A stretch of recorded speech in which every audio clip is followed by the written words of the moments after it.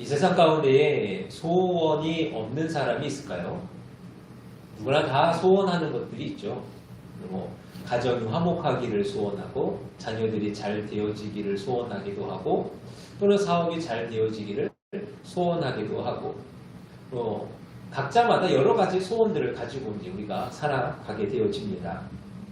근데 우리 예수 믿는 사람들에게는요, 이 소원하는 것 말고 또 하나가 있죠. 그게 뭐냐면 소망하는 것. 하나님을 믿는 사람들에게는 이 소원과 소망이라는 것이 있다는 것입니다.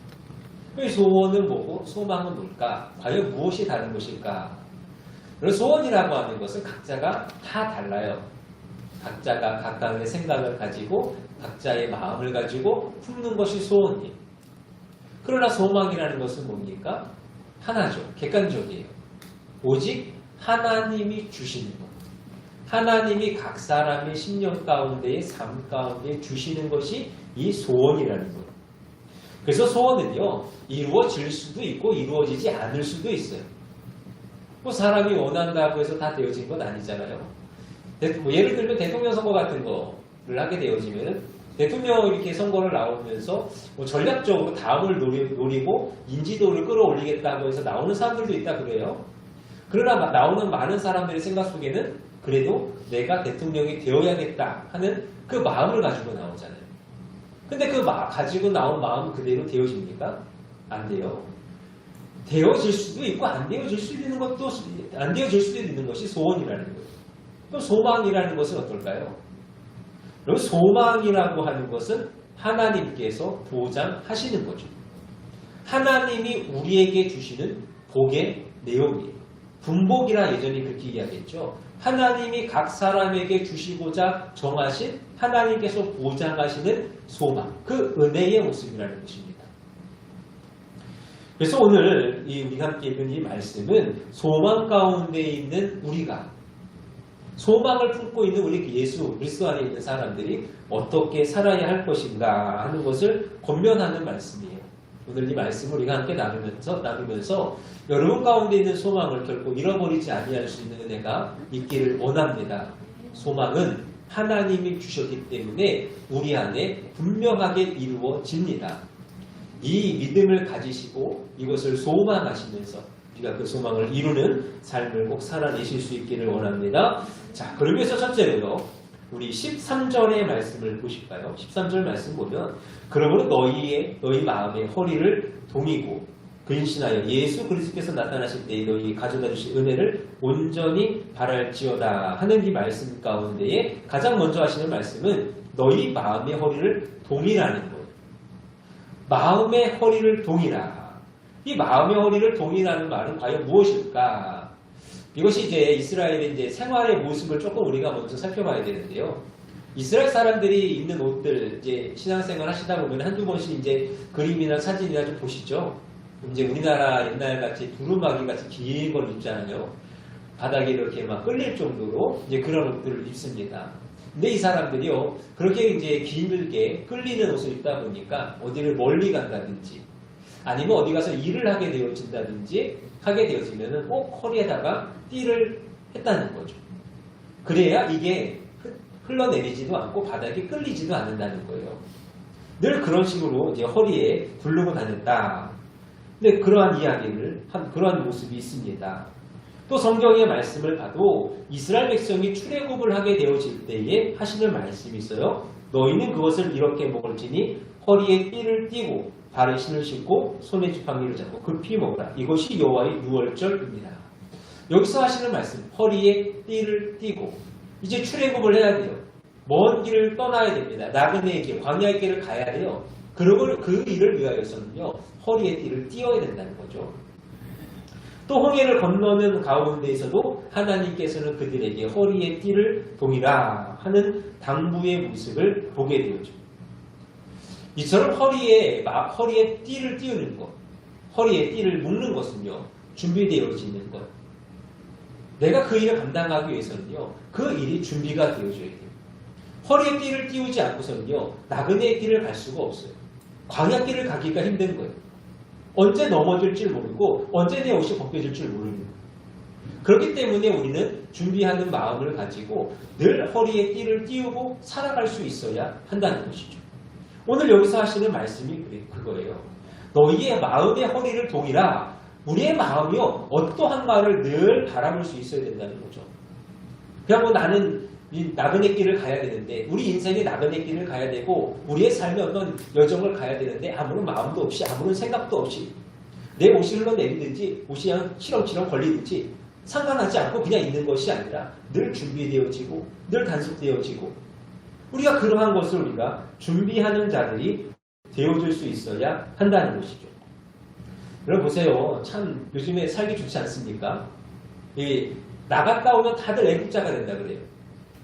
해외를 한 번씩 갔다 오면은 우리나라만큼 좋은 나라가 없다 그러죠. 그래서 이제 가끔 어떤 영상들도 보면은 외국 사람들이 우리나라 와서 깜짝 놀란대요. 이 대한민국이 너무 좋다는 거죠. 특히 치안이나 이런 거 보면은 한동안 그게 이슈가 됐었거든요. 대한민국은 밤에 여자 혼자 길을 걸어가도 된대요. 이 처음에 무슨 말인가 했어요. 근데 다른 나라는 그게 안 된다는 거잖아요. 위험하다는 거잖아요. 그만큼 이 대한민국이라는 나라가 살기에 참 좋은 어떤 그러한 나라라는 거죠. 그러면 그러한 이 나라,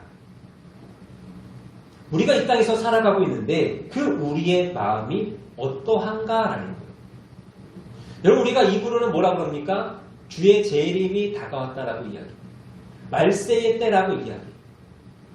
그 말 많이 하셨잖아요. 특히 요즘에 많이 하셨잖아요. 코로나 시대를 맞이하면서 이때가 말세의 때고 이때가 가리는 때라고 늘 우리가 이게 많은 말들을 했잖아요. 그래서 다들 교회마다 또 신앙마다 일어서기를 위해서 준비되어지기 위해서 칸에 애를 썼어요.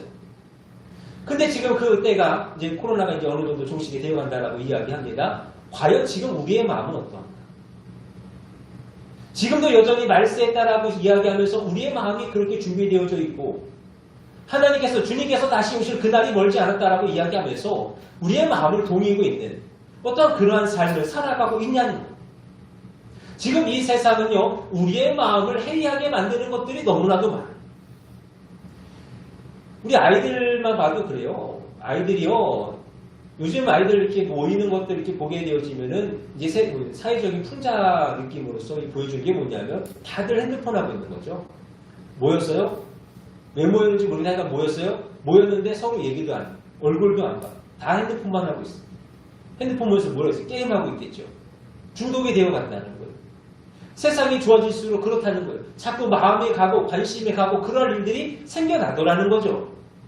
그래서 우리의 마음이 신앙이 아니고 복음이 아니고 말씀이 아닌 다른 것에 자꾸 우리의 마음이 빼앗기고 있다는 거예요. 아이들만 그러겠어요? 아이들만 핸드폰만 그러겠습니까? 그게 아니죠. 이 세상이요 너무 좋아요. 너무 살기가 좋아요. 그러다 보니까 신앙이 아닌 것들, 복음이 아닌 것들, 교회가 아닌 다른 것에 자꾸만 내 마음이 빼앗기는 거예요. 그것에 더 마음이 가고 더 관심이 가고 입으로는 재림에 따라 말세에 따라 예수님 다시 오시니 우리는 준비해야 된다. 그렇게 입으로는 이야기하면서도 우리의 삶의 모습은 내 마음은 전혀 그렇지 아니한 것이 오늘 우리의 삶의 모습은 아니겠는가 하는 거예요. 예수님께서 누가복음에서 말씀하십니다. 허리에 띠를 띠고 등불을 켜고 서 있으라. 너희는 마치 그 주인이 혼인집에서 돌아와 문을 두드리면 곧 열어주려고 기다리는 사람과 같이 되라. 예수님도 말씀하십니다. 허리에 띠를 띠고요. 준비하고 있으라는 거예요. 내가 언제 올 줄 모르니까 언제고 준비하고 있다가 내가 올 그때에 나를 맞으라 그렇게 준비하고 계시다는 거예요. 바라기는 사랑하는 성도 여러분, 우리의 마음이 늘 재림의 그 신앙을 잊지 않기를 원합니다. 준비하는 거예요. 늘 준비하는 겁니다. 입으로만 말로만 우리는 나그네의 삶이야. 우리는 저천국 바라보는 삶이야. 그러는 것이 아니라 우리가 그 일을 위하여서 늘 준비하는 삶을 살아갈 수 있어야 한다는 것입니다. 그래서 늘 준비되어져서 마음의 허리를 동의심으로 말미암아 해이해지는 그러한 일이 없기를 바랍니다. 내 마음을 지금 흔들고 있는 것, 내 마음, 내 관심을 지금 빼앗고 있는 것은 과연 무엇일까? 그것을 삼가하셔서 하나님 앞에 더욱 힘써 나아가는 저와 여러분들이 꼭 되실 수 있기를 바랍니다.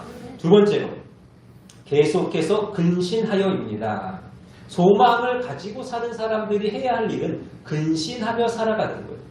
그래서 근신이라고 하는 단어는요, 삼가하다, 절제하다, 신중하다라는 뜻을 지니고 있습니다. 그러니까 근신이라는 것은 말씀이 아닌 것, 복음이 아닌 것, 신앙이 아닌 것, 이러한 것들과는 적정하게 거리를 두고 살아가라는 거죠. 데살로니가전서 5장 6절 그러므로 우리는 다른 이들과 같이 자지 말고 오직 깨어 근신할지라. 또 베드로전서도 만물의 마지막이 가까웠으니 그러므로 너희는 정신을 차리고 근신하여 기도하라. 또 베드로전서 근신하라 깨어라 너희 대적 마귀가 우는 사자같이 두루다니며 삼킬 자를 찾나니. 계속해서 우리에게 근신할 것을 말씀하죠. 제가 좋아하는 표현 중에 세상 속에 그리스도인이라는 표현이 있어요. 우리는 세상 속에 살아갑니다. 그렇죠? 우리는 세상 속에 살아가요. 세상과 아예 우리가 구분되어서 살아가기는 힘들어요. 아니 구분되어서 살아가면 사실 안 되죠. 그 안에서 구별되어서 살아가는 거예요. 세상 속에서 함께 살아가지만 우리는 그 안에서 예수 그리스도의 사람으로서 살아가는 거예요. 왜냐? 하나님이 그걸 원하시니까. 너희는 세상의 빛이요. 너희는 세상의 소금이요. 우리는 그 삶을 살아가야 돼. 늘 그 마음을 가지고 살아가야 돼. 그래서 우리가 그 마음을 가지고 살아가기 위하여서요. 그 거룩함을 이루기 위해서 얼마나 애를 써요. 많은 애를 쓰고 살아갑니다. 그런데 죄악으로 가득한 세상이기 때문에 그 일이 참 어렵고 힘들다는 거예요.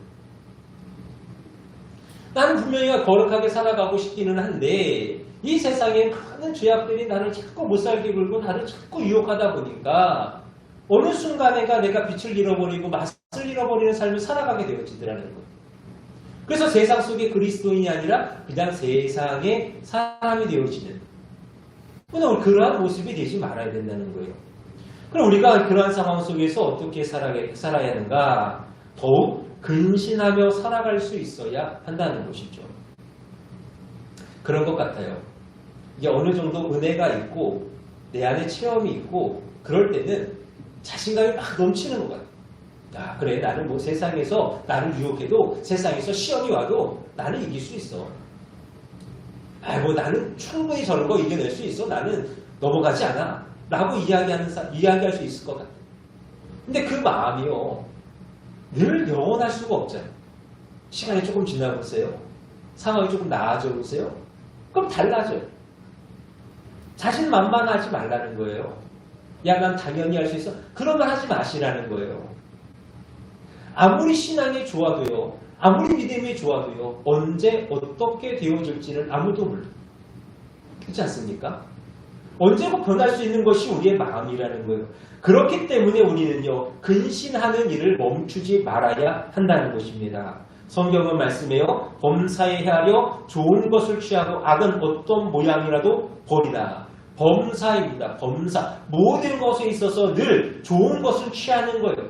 그러나 악이라고 한다면 모양이라도 버리는 삶을 늘 살아가야 돼요.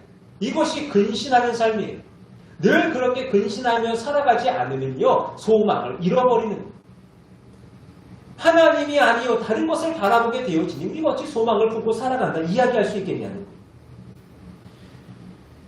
바라기는 근신하며 살아가는 저와 여러분들이 되시기를 원합니다.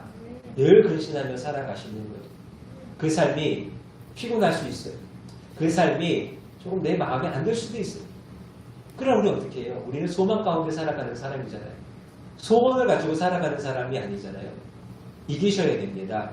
늘 근신하셔야 됩니다. 그래서 그 안에서 늘 변치 아니하고 늘 그 안에서 흔들리지 아니하는 믿음의 길을 걸어가는 거룩함을 잃지 않는 저와 여러분들이 되시기를 바랍니다.